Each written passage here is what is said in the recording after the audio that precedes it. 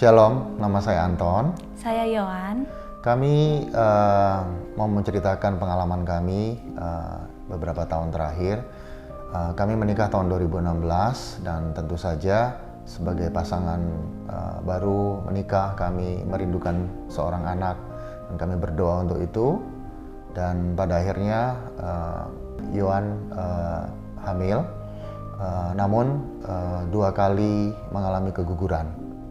Dan kami memberi waktu kemudian, kami akhirnya mendapatkan seorang putra, istri saya hamil dan cukup sehat, dan anak kami kemudian lahir dengan sehat juga pada tanggal 27 April 2020.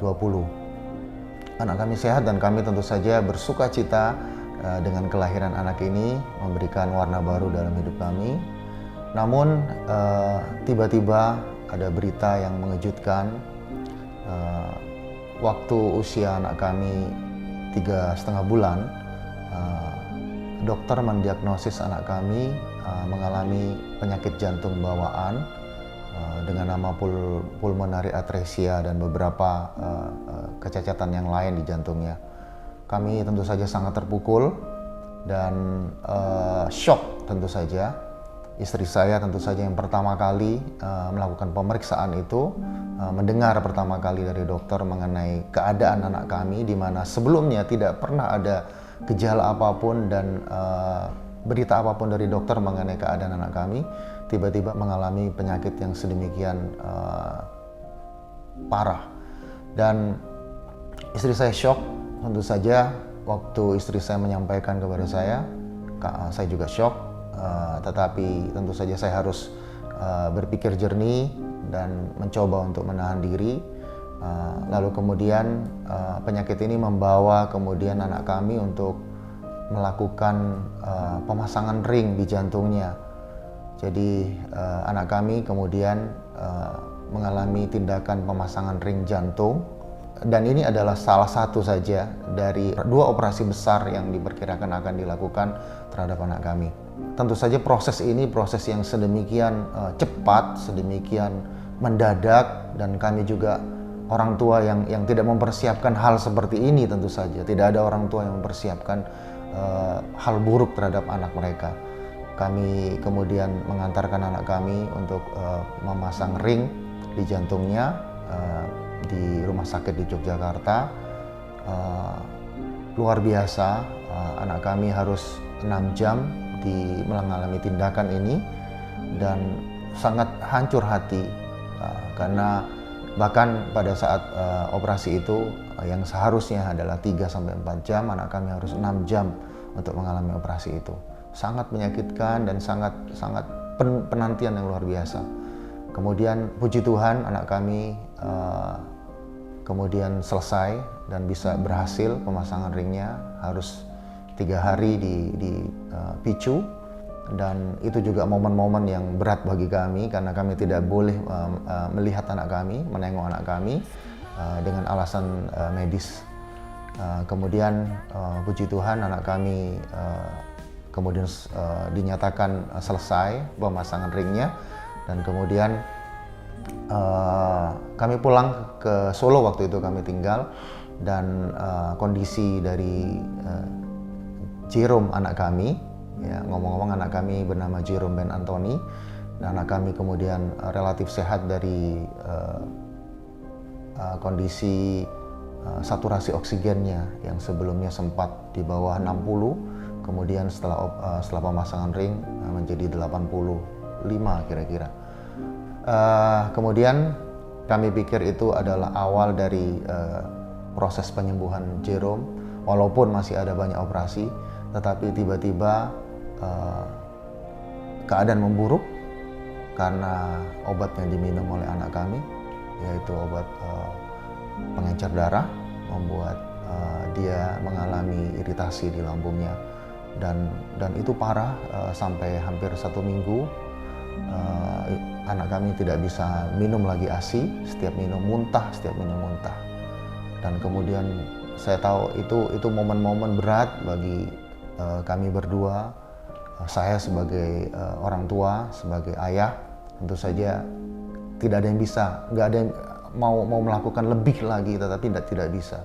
Dan pada akhirnya pada usia anak kami 4 bulan 1 hari, anak kami mengalami henti jantung dan anak kami dinyatakan meninggal. Dan itu momen yang sangat berat bagi kami. 1 hari setelah anak kami meninggal, rasanya begitu berat. Pada saat banyak orang masih menguatkan, kami mampu untuk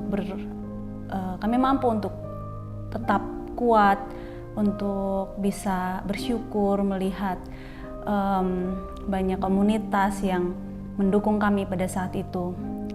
Tapi hari-hari setelahnya, perasaan-perasaan negatif muncul silih berganti.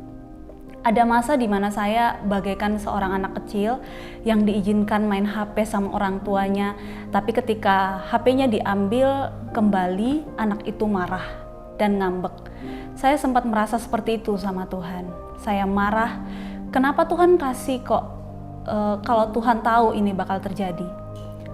Ada perasaan kecewa, kenapa orang mengalami mujizat kesembuhan supranatural, tapi kami tidak. Dan perasaan-perasaan lainnya seperti guilty feeling, perasaan menyesal, harusnya aku nggak gini, harusnya aku lakukan itu. Rasanya sesak dan sakit sekali. Saya terus menanti kapan rasa sakit ini akan membaik. Berhari-hari kami gantian nangis. Saat satu yang lemah, yang lain menguatkan. Perlahan tapi pasti, di tengah badai kelam yang kami hadapi, Tuhan menopang kami dan menuntun kami kepada pengertian, yaitu Tuhan izinkan Jerome hadir dalam kehidupan kami untuk satu tujuan, dan kami yakin tujuannya bukan untuk kami hidup dalam kepahitan atau kekecewaan. Akhirnya, saya pun disadarkan kembali betapa saya tak sanggup menghadapi perasaan saya sendiri. Saya butuh Tuhan untuk menyelamatkan saya. Begitu saya membuka hati dan menggali lebih dalam apa maksud Tuhan dari semua ini, saya pun kemudian dapat menuliskan hal-hal apa saja yang bisa saya syukuri dari pengalaman ini. Bersyukur sudah Tuhan izinkan saya punya anak yang sangat adorable, membuat saya belajar mencintai sebagai seorang ibu, memberi gambaran kasih Tuhan kepada anak-anaknya, dan juga buat saya mengalami sukacita yang luar biasa. Bersyukur meskipun melalui masa-masa kesakitan dan berakhir anak kami kembali ke rumah Bapa, namun perjuangannya telah memberkati banyak orang. Tuhan menguatkan juga lewat Om Frankie Otana saat itu bahwa mujizat terbesar adalah saat kita melakukan kehendaknya. Dan Jerome di usianya yang singkat telah menguatkan, bahkan menghibur banyak orang. Ada yang berkali-kali mencoba bunuh diri, jadi beroleh alasan untuk hidup setelah melihat perjuangan Jerome. Bahkan ada yang mengalami rekonsiliasi hubungan yang selama ini retak. Hidup Jerome yang singkat telah melaksanakan destiny dalam rencananya Tuhan. Bersyukur Jerome sekarang sudah benar-benar sembuh. Waktu itu kami berdoa dan juga banyak orang mendukung kami dalam doa. Waktu itu kami berdoa agar jantung Jerome sempurna, agar Tuhan angkat sakitnya, dan nyatanya Tuhan kabulkan. Dan bersyukur untuk jaminan keselamatan yang memberi pengharapan bahwa kita nanti akan bertemu kembali bersama-sama di kekekalan. Bapak Ibu, momen-momen itu memang pikiran kami dipenuhi oleh penyesalan, kekecewaan, dengan hal-hal lain yang sulit untuk dijawab pada saat itu.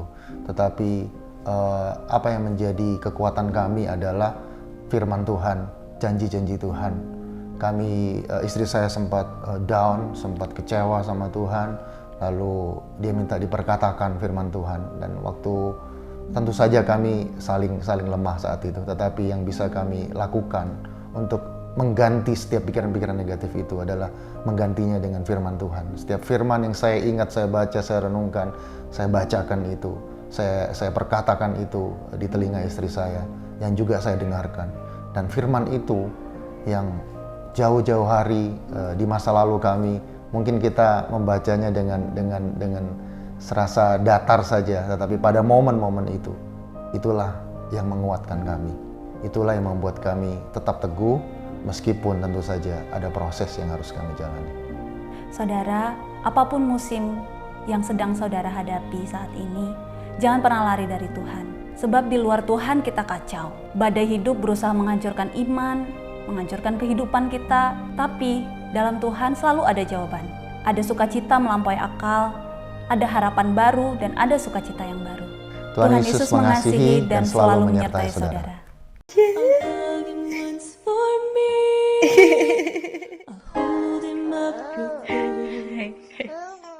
To sit upon my knee and tell me all the things you taught me.